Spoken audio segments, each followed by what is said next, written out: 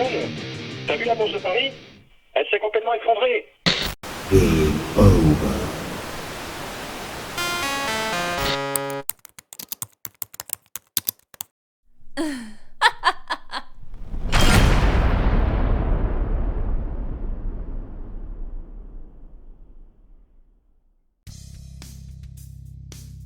Les exemples de cyberattaques ne manquent pas ces dernières années, soit reliés par les médias, soit par vos partenaires, voire même par vos propres clients. Vous êtes une petite ou une moyenne entreprise et vous cherchez des informations pertinentes au sujet des cybermenaces. Mais vous n'êtes pas spécialiste de la question, ou les sujets abordés sont trop vagues, trop théoriques, et vous ne trouvez rien dans votre secteur d'activité. Pourtant, le principe de démarche de prévention existe dans d'autres domaines. Et c'est même désormais reconnu. La prévention des produits dangereux, la prévention sanitaire, virus, maladies, la prévention incendie, ou tout simplement la prévention des accidents de la route. Vous êtes responsable de la sécurité informatique, directeur d'une petite ou d'une moyenne entreprise, ou simplement entrepreneur individuel, et vous vous posez des questions à juste titre. Pourquoi aucune démarche ni norme pour la prévention des cyberattaques, alors qu'à la base, c'est vital, surtout pour les petites et moyennes entreprises? Pourquoi cette absence de prévention des cybermenaces en PME-PMI, alors que les entreprises pourraient anticiper et prévenir les risques à la base, par la sensibilisation des personnels? Cela fait 20 ans que j'exerce dans le domaine de la cybersécurité. Et en matière de protection technologique, j'ai vu évoluer les pratiques et les normes au sein des entreprises, qu'elles soient grandes ou petites. Actuellement, il existe deux démarches. L'une efficace à long terme et l'autre efficace à court terme. Soit d'un côté une démarche théorique et analytique, et vous vous dirigez vers une étude de risque, puis l'application de normes de sécurisation, soit une démarche pragmatique, et vous renforcez votre protection par la prévention des personnels.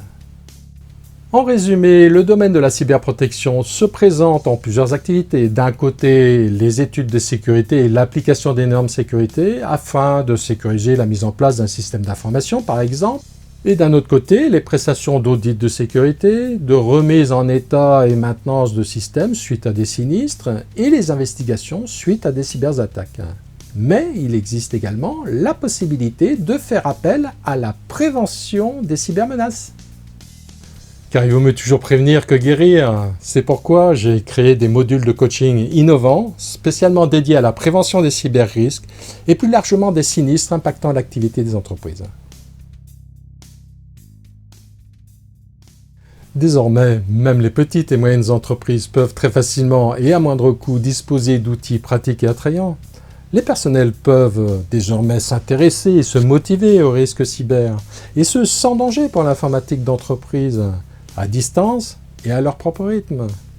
De tels outils permettent d'augmenter le niveau de protection des activités d'une entreprise, et ce grâce à une prévention active des personnels.